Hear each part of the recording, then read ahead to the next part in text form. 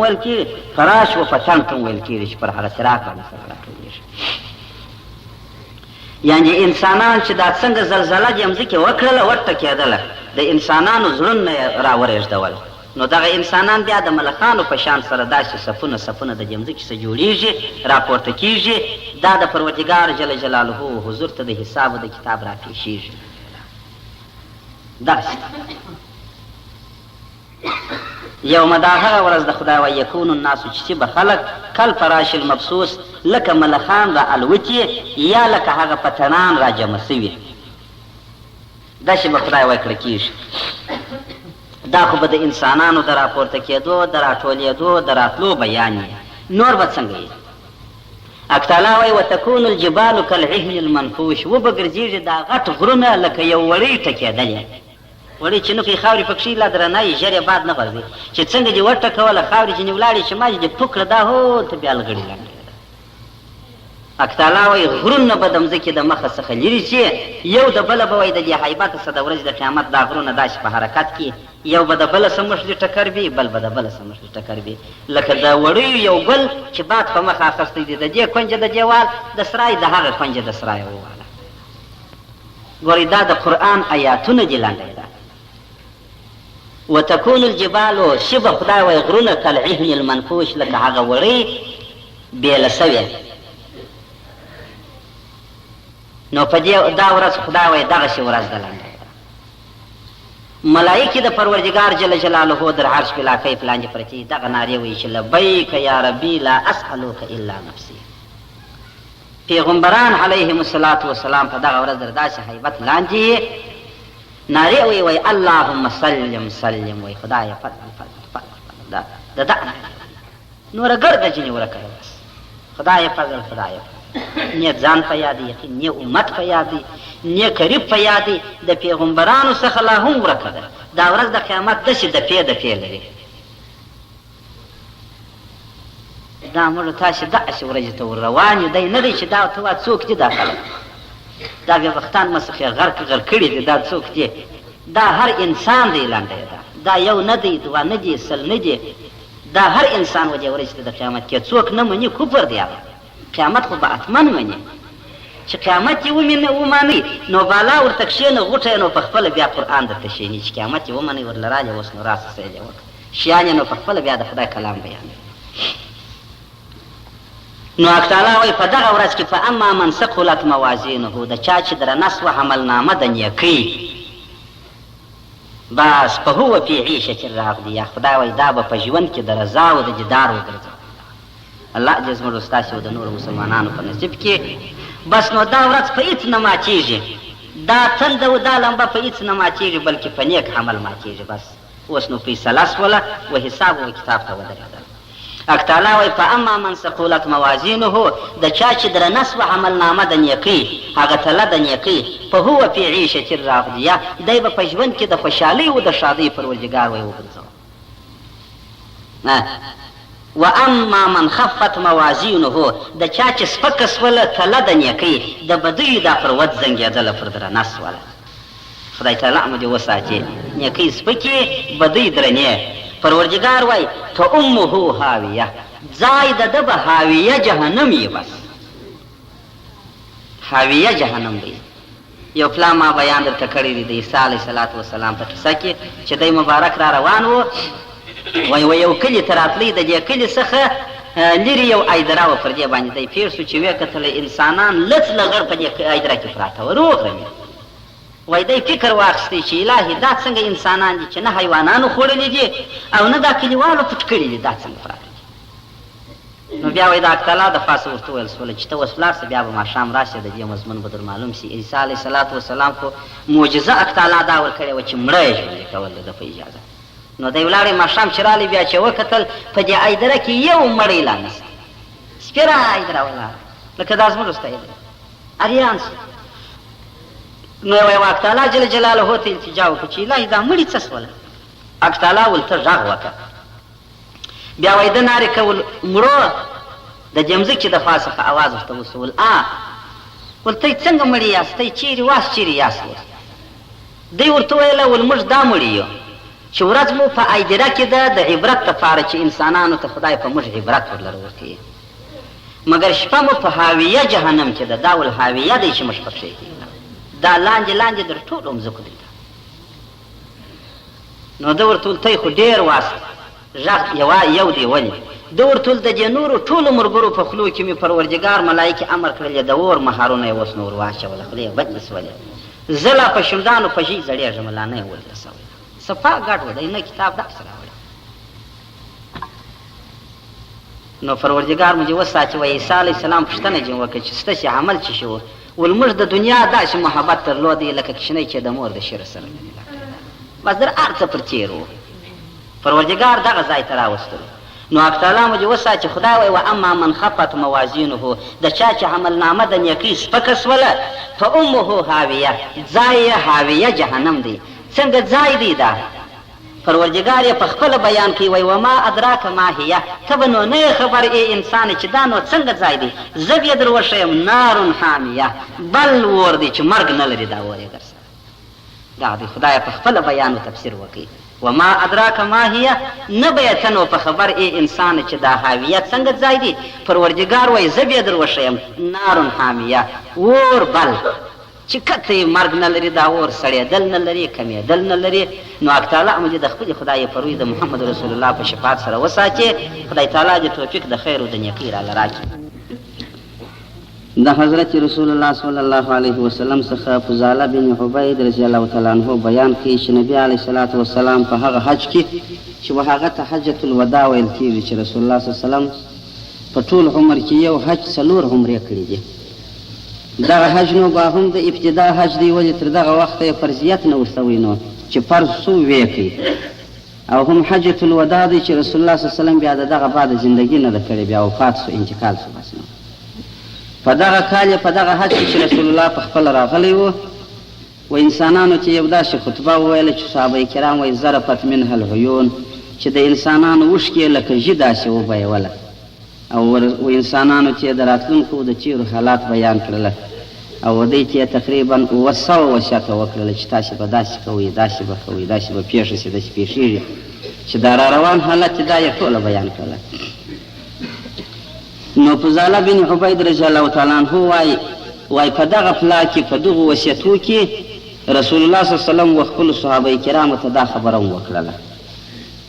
یو یې دا وویله چې المؤمن من امنه الناس على اموالهم وانفسهم، مؤمن کامل و هغه چاته ویل کېږي چې نور خلک یې امین پر مال او پر نفس باندې وبولي، یعنی نه د چا پر مال باندې دی تعرض کوي، نه د چا پر نفس باندې دی تعرض کوي، نه د چا پر ناموس باندې تعرض کوي، نه د چا پر عزت باندې دی تعرض کوي، نه د چا پر آبروی او پر غرض باندې دی تعرض کوي.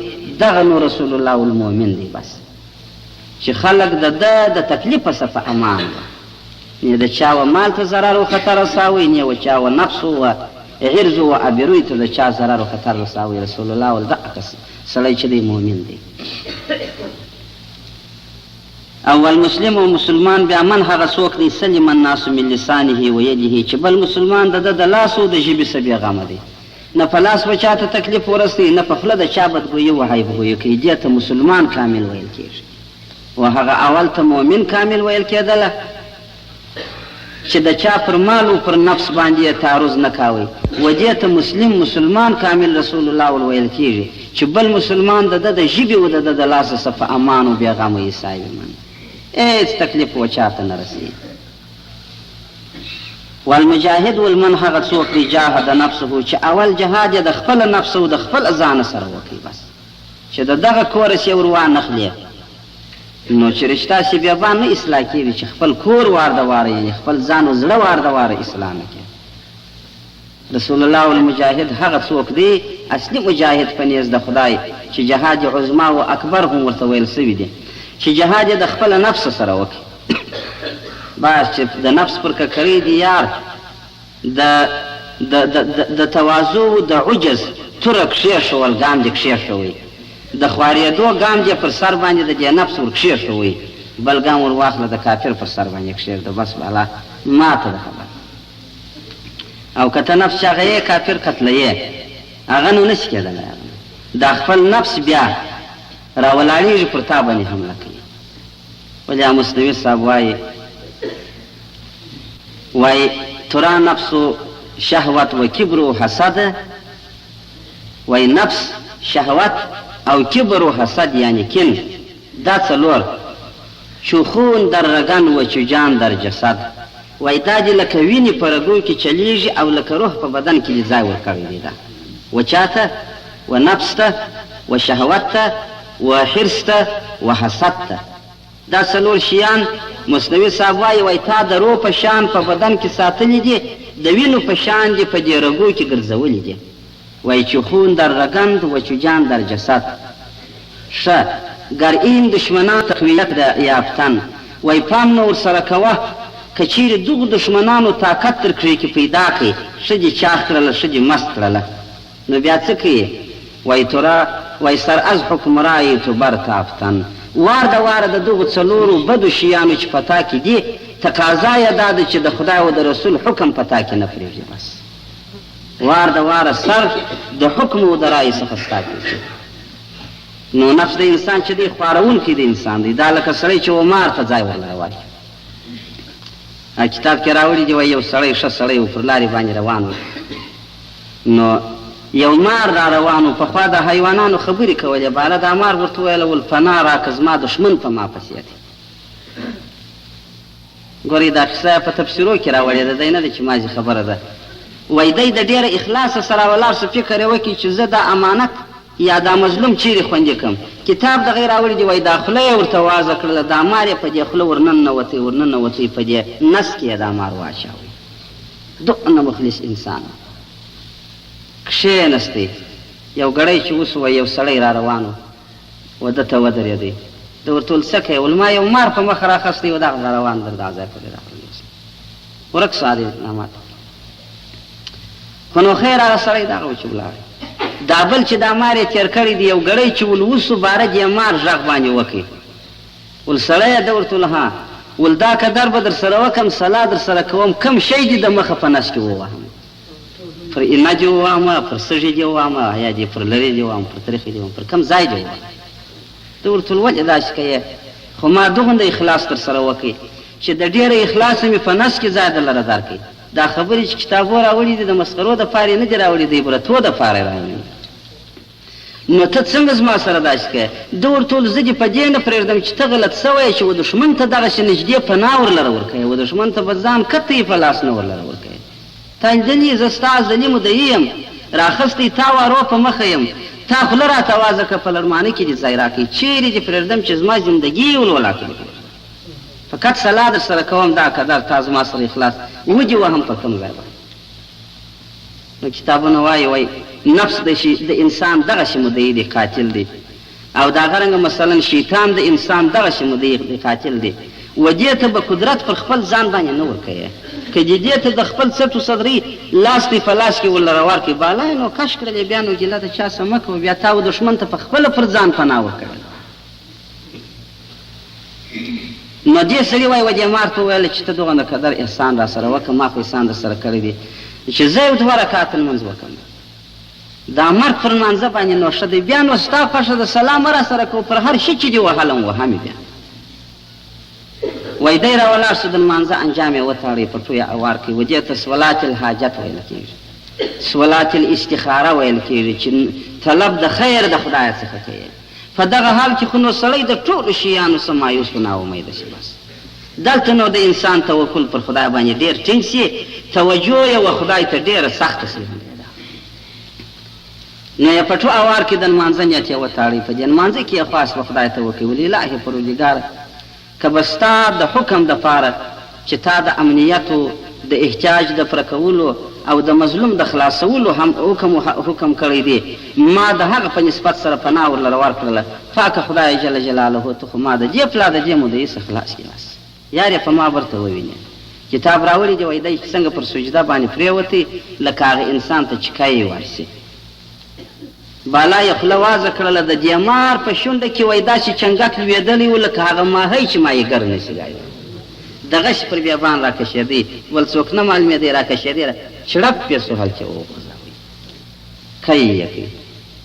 سړی به خود زیر سوی، خود به ستومانه سوی، باره نو پر مار باندې د باره راواخیستله وککرۍ چې ولوستې نو پر کم ځای باندې ووامه چې ما و تا ته پناه درکړله او ته زما قاتل سولې نو زه دغسې حافظ لرم دغسې خدای لرم دغسې خالق لرم چې په دغه شانې تنګو تنګو وخت و په دغه شانې سختو سختو موقعو کې ما ته نجات را کولی شي او زما کومک کولی شي نو هغه مار یې کوي د هغه ماره څه اک تعالی جل جلاله خلاص کوي دا تر دې پورې کتاب راوړي چې یعنې نفس و شیطان انسان ستا دپاره دغه ډول وژونکي مدیانو دښمنان دي دغه ډول په غوړمالي ځان در نږدې کوي مګر آخر دې پر زړه و پر انا و پر سږو باندې وي چې هغه ستا د زندګۍ سامان دی هغه دې در ختموي نو ته باید چې سوچ فکر وکړې نو مسلمان کم څوک دی مسلمان هغه څوک دی رسول الله صلی الله علیه وسلم وویل صحیح مسلمان چې دی د لاسه او د ژبې سې بل مسلمان په امن و امان سره یې مجاهد څوک دی هغه څوک دی چې دی جهاد د دغه نفس سره وارته وار وکړي او والمهاجر بیا څوک دی ګورئ دا چې مهاجر هجرت کوونکی دا څوک دی دا ودې ته نه وایي چې خپل وطن یې پرېښوئ هلته یې مثلا د خبرې د لوږې څاښ را کښېنستېدل چې قدرت پیدا کړي ورلی صاحب منه هغه د ناروا دکان یې راویستی دې ته مهاجر نه ویل کېږي چې څومره یې قدرت بالا کېږي د غونده یې د ناروا سیز پسې ډېرېږي یا رسول الله والمل مهاجر من هغه څوک دی هاجر الذنوب والخطایا چې دی د خدای د منهیاتو څخه کډه بار د ګناهو څخه دی خپل ځان لرې کړي د نافرمانیو څخه خپل ځان وساتي د خدای پر عبادت او پر طاعت او پر بندګۍ باندې خپل ځان جوړ کړي دغه نو مهاجر بولل کېږي ولې هجرت یې وکړي تېښته دې وکړله د هغه شیانو څخه چې په هغه کې د خدای نافرماني او نارضایي راتله هجرت و دغه ته وایي رسول الله صلی الله علیه وسلم په دې حجة الوداع کې دغسې نمونه بیانونه خلکو ته کول 700 بیانه 700 وصیت یې پرېښوله و امتیانو ته چې داسې وکړي داسې وکړي د عبدالرحمن بن ثابت رضی الله تعالی عنه څخه روایت قال دی وایي چې انما یؤذن په هلاک القرى ولې خلکو خدای پاک جل جلاله اجازه وکړي د هلاکت و ملایکو ته په هلاکولو کې د هغه انسانانو د شارو اذا استحلوا 4 چې په هغو شارو کې 4 کارونه کړه کېږي په کم شار کې یا په کم وطن کې یا په کم قوم کې یا په کم خلکو کې چې 4 کارونه ورکړه کېږي د دغو 4 کارو په سبب سره اکتالا جل جلاله و ملائکو ته اجازه د عذاب د دغو انسانانو ورکړي خدای وایي زما د خوا اجازه ده اوس نو هر څه چې پکوي هغه چې شي یو د هغو څه دا دی اذا نقصوا المیزان چې خلک په ترازو کې چم کوي لنډی دا د ترازو چم د ګزه چم دا که په ښار کې کېدی په انسانانو کې شروع یا د پیسو د حساب چم چې ور یې وړې مثلا د خبرې 10,000 یې درته راولې نه 9,000 سره وایړې هر څه په وکې په مځکه ننوځي صاحب اریان ورته دا نوګر د یو وزن بولل کېږي که چیرې دغه چم په خلکو کې ول شروع و اکتالا جل جلاله د عذاب و ملائکو ته حکم ورکړي وایي زما د خوا اجازه ده و دغه خلکو ته چې ارنګه عذاب ورکوئ ستی خوښه خدای تعالی مو دې وساتي ول د وچو د کبله وسوځل یې تاندې لښتې د یو 5 د لسو د سببه به تمامه علاقه خدای غر کوي بس د میزان په بابت کې راوړي دي وایي یو سړی و وفات کېدی مګر دی دا موږ ته چې په پښتو ترازودار بولو ترازودار و آخر وایي څنګه چې د ده حال د نزعې سو د زکندن یې سو دا قریبان چې شاوخوا ورته ناست وه دا هر څو بې باندې نارې کړله ول اشهد ان لا اله الا الله و اشهد ان محمد رسول الله یا کل لا اله الا الله محمد رسول الله د خدای تعالی قدرت د ده ژبه وچه تخته ودرېدل کلمه یې نس وکوله پر حال د شهادت یې د نزعې پر حال د نزعې د شهادت د کلمې څخه اکتالا ژبه کاټ کړله نیس ولاړې مړ کتاب راوړي دی وایي یو ښه سړی و په دا وخت کې چې دا د ده په حال خبر سو یا حاضر سو نو په پریشان و خوب یې لیدی په دې خوب کې دا سړی ولیدی تفسیر روح البیان شریف دا کیسه راوړې ده وایي دا سړی ولیدی په جهنم کې په اور کې کړی دی نو د پوښتنه ځینې وکړله چې ته خو داسې ښه سړی ما لیدلی یو خدا درته وایم چې دې اور ته څنګه راغللې، بل دا درته وایم چې پر حال د نزع موږ کلمې د شهادت درته ویلې تا نه اورېدلې که دې نسبې ویلی. دلته کتابونه د فقې ټوله دا نارې وایي چې ولقنوا موتاکم، ومړه ته پر دغه وخت باندې مسخرې مه باندې کوئ، نسوار مه باندې کوئ، مجلسونه مه باندې کوئ، کلمې وایاست ګرده یې وایاست. د دغه ناستو په اواز کې خدای د دا چې مړ کېږي د دې اواز راکشوي، ملایکې ورته په انتظار دي، ورته ناستې دي، نو چې د خدای پاک جل جلاله و حضور کې دا روح پورته کېږي په دغه ازانګه کې د دې کلمو پورته شي. نو حق تعالی جل جلاله پر دې روح باندې رحم کوي، وایي دا په کور کې د مسلمانانو، په جمع کې د مسلمانانو، په شهادت کې د اسلام وفات شوی ده. او که یوه پر یوه بالښته تکیه کړې صاحب منه نسوارې بیا څه د خپل ورته پړسولې دکتانې ورته پرته ده، اول وابل بالښته ته تکیه کړې ده، نو یې صابونه یې راخیستې، هغه خوارکۍ سګلۍ د مرګ هغه انسان وي. اول ورته وایي څه کوي زوی مړې فتوا څه شي په سوي دي او ګپه د پروې کې صاحب په دغه کې چې ورته ګوري هغه دومه سګلۍ ویې واخیستل شي. نه په خپله کلمې ته پام شته په دغه حال کې، نه دا نور کلمه باندې وویله، ولاړې مړ شو دی دغه شنت. نو دې سړي وایي په دې خوب کې پوښتنه ځینې وکړه، ده ورته وویله ول هغه کلمه چې به تاسې ویله ما اورېدله نه مې سوه ویلی، دی وایي ما ورته ولولې ول حق تعالی جل جلاله حکم کړی و چې ملایکو دا ترازو سره د دې خپلو پلو د هغه کاڼو چې ما چلوله ټوله یې پر دې ژبه راکښېښوله، داسې پر ژبه پراته وه، ژبه مې نسوه ښورېدلی. او دا یې راته وویله چې دوه غرونه مې ول په حال کې د زکندن د اور په سترګو لیدله، و ما چې ول که دې ساه وختله و دغه یوه ته به خېږې پر دې بل لوېږې چې په دا خبره دا هغه دوه کاڼې دي چې یو کشنی دی یو نوکی غټوکی دی صاحب مانه چې سم سړی بیداره حکومتي یا یو سواد والا ورله راشي دا یو ور واچي پوخ کاڼی یې بولي، او چې بې سواده ورله راشي نو هر یې څه سو کاڼی څه سو کاڼی ځاسې ورکړه پروا نه کوي، او په پښتو یې توکل بالی چې ول ځه توکل دې ور واچوه ول رالې و دې ځای ته په څه ثواب سره. ګورئ خدای تعالی دې موږ تاسې وساتي، خدای دې توفیق راکړي. دې سړي ورته ویل د دې سببه څخه حق تعالی دا فیصله را باندې وکړله چې ما د پلې د ترازو د پلې ګرج مې نه څنډۍ لنډۍ، دا د ګرج په سبب سره یې ول خدای و دغه عذاب ته ورسولم، هغه ترازو د کاڼو یې ټوله پر ژبه راکښېښوئ. نو چې د ګرج یې ده په اصطلاح یا پښتو چې مقناطیس یې سړی ګر سره د کوین د خوا په دې ترازو پورې ور وموښلي، د هغه به نو څه حال او چې خلک یې علیده کریه کوي وایي دا ښه ترازو وهلی سي، یعنې ښه موټ وهلی سي په دې ترازو کې، د هغه به نو بیا څه حال چې د ګرج یې دا حال دی. کتاب راوړي دی وایي د عبدالله ابن عباس رضی الله تعالی عنه په زندګي کې یو څو کسان حج له روان وو، نو په دې ملګرو کې یو سړی پر لارې باندې وفات شو، بعد هغې څخه یې د قبر و د ښخېدو انجام وتاړي، غسل مسل یې سره ورکړي، نو یې قبر ور تیاروي، قبر چې تیار کړي باره نو غږ وکړي چې مړی راواخلئ اوس نو قبر تیار شو. مړی چې پر ور واخیستي د خدای تعالی قدرت دی چې خلک ورسېدله در ده د مخه بیا دا ډورۍ د دې سپېره ماره پیمانه ولاړه داسې نه ده، دی لکه یو اوښ چې پکښې کې چوکېده. خلکو چې دا شي راله ورته ویې کتله مړی په مخه راواخیستي چې دا لږ چې د مار یو غار وه ښار یې دی که څه ټکه دی مخ در نه سي لیرې ولاړه، بیا یې د قبر بنا شروع کړه. کتاب راوړي دی وایي چې څنګه یې بیا خلاص کړي چې مړی یې پر راواخیستې ډورۍ د هغه ماره د دا دوهمه ډورۍ د دا دوهم قبر ډورۍ پسې ډکه شوه، بس هغه مار پیدا 3 4 5 قبرونه یې ورپرې کړله، هغه چې بیا پر راواخیستي هغه عفیف پکښې کړي.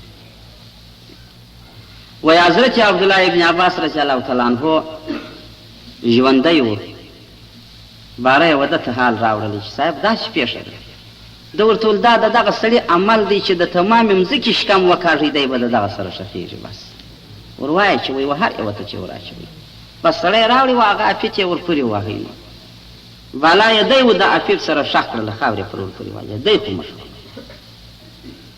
مګر عبدالله ابن عباس رضی الله تعالی عنه و دې ملګرو ته وویل ول تاسې د کور حال وپوښتئ بیا یې ما له حال راوړلی. خلک چې بیا ولاړله حج یې وکړي بیا دا خورا کړله، ملګري خو وفات شوی دی، بیا پوښتنه د ده د اولادې و د قریبانو څخه وکړه، د کوروالا څخه یې وکړله، هغې ورته وویله ول نور ډېر ښه سړی و، هېڅ تقصیر په دې سړي کې نه و، مګر یو دا قدر یې درلوده چې دی آلافو یعنې داوړه یې خرڅول. زموږ د دې کور نفقه قدر یې اندازه کړې وه چې زموږ مثلا نیمن اوړه د ورځې یا د شواروله کېږي. دا بیا د ګونۍ سره راوتلل، د غونده بیا خاورې او خاشې سره ګډې کړلې، پکې پورې بیا واړې بس برته بیا ټوپ شوه ځه په دې نه ولدون نه ورکه ده نه ودانه، خپله یې هم په ورکه وه هم په ودانه وه، مګر د بل هغې نو په دې نه ورکه ده نه ودانه. ول دغه قدر یې کوله چې دا خپله نفقه یې ګوا د بل د کوره خوړله بس. دا نو هر ورځ د بله څه غلا ده چې کوي. نو بیا حضرت عبدالله ابن عباس رضی الله تعالی عنه چې خبر سو هغه د دستخط پر ورکې ول د هغه سبب د دخول د دغه اپی او د هغه به سبب د دخول د ورځې د قیامت د اور د جهنم وګرځي. خدای تعالی مو دې وساتي. دا د یوه ترازو بیان دی چې په یو ښار کې کړه کېږي، د یوه ګزه بیان دی، د یوه چپه ورسته حساب بیان دی چې دا کړه کېږي اک تعالی د عذاب و ملائکو ته اجازه ورکوي چې دا ښار غر کې زه باک نه کوم. بیا به کانجې د وچو درو یې سوځل کېږي، بې ګناه به د ګناهګارو درو یې خدای غر کوي. په یو حدیث کې راغلی دی چې نبي علیه صلات وسلام ته یو سړی راغلی، باره یې ورته ویل یا رسول الله زوی مې ځوان سو، کسب چې ورباسمه، څنګه کسب چې خوښ دی چې زه په وکم. رسول الله ورته ویل درې کسبه مه پکوه نور چې هر څه پکوې. ده ورته ویل کم درې؟ ویل یو کسابي مه پکوه. ده ورته ویل ولې؟ ویل دا د زړه سختي راولي سره. نو د هغه کساب دې خدای انصاف رزق یې چې مږ و میږ خدای سره جلا کړي دي چې ښځه جلا د نر جلا دی، دی سره اټ سره ګډوي صاحب مانه. د کسابۍ څخه رسول الله صلی الله علیه وسلم نهي ورته وکړلې. ول دا زړه سخت دی، دی نه دی چې کسابي ناروا کار دی، ناروا کار نه دی، روا کسب دی. فقط یو څوک چې د یو چا سره صلاح کوي نو هغه لار وښیي چې هغه د پیرزوینې لارې. ول زړه سخت دی، دا کار مه پکوه. دا یو. دوهم ول کفن فروشي مه پکوه. پخوا دا ډول وه کفنونه جوړ خرڅېدله په بازار کې د عرب نه، علاحده دوکانونه یې وه. ول کفن فروشي مه پزده کوه چې کفن په خرڅیې، دغه کسب مه پزده کوه، دغه دوکان مه پکوه. ولې؟ ول دا بیا په هلاکت او په مرګ د انسانانو خوشحاله کېږي. او دریم یې ورته ویله ول آلاتو مه جنې جوړوه، یعنې چې غلګي خرڅوي. دی نه دی چې ناروا کار دی، ناروا هیڅ نه دی، مګر رسول الله وجه سړي ټول دا خپل زوی و دغه ته مه دروه. ده ورته ویل ولې؟ باړې ول شاید بیا به د انسانانو د رزق په ګرانېدو دی خوشحاله شي، د رزق په کمېدو به دی خوشحاله شي. دغه تنګ نیتي په انسان کې راوړي. که دا د سړي سره نه وي خو هېڅ نشته، مګر دغه تنګ نیتي چې په انسان کې پیدا کړي چې خدایه باران نه وای سوی، یا غنم د خلکو خراب سوی وای، یا غله کمه سوې وای، یا غله ګرانه سوې وای، موږ ته سږ کال بیا دومره د شادمن وړه پراته دي چې ګر سره ولاکه موږ سره تېرولی سو چې یو څه ګرانې خدای جوړه کړې وای نو به انشاءالله زموږ هم نفس پکې له سوی وای. دغه خبرې دا د کمرسکۍ خبرې دي او د تنګ نیتیا خبرې دي. دغه د خدای د دې خپله مخلوقه څه نه دي خوښې. کنې دغه چې په صحابهو کې ګنجونه یې وه، صحابهو غنم خرڅوله، صحابهو وړه خرڅوله چې تې نه کې خرڅ دې نه کم خرڅ بل یې نه کې خرڅ. نو د اسمانو څخه سرې کړي و پخ کړي ډوډۍ نه راباندې راوړي، خو فقط وای دا کارونه کوه، هغه بد نیتونه و، کاږه نیتونه په زړه کې مه درګرځوه. نو یو د ترازو او د ګزه نقل دی، که په کم چا کې کېدی حق تعالی جل جلاله هلاک را استی. دا یو. بل حیا دی و اظهر الزنا، چې په انسانانو کې زناکارۍ کړه کېږي او غږ نه سره کوي، په بازارو کې، په کلي کې، په کورو کې.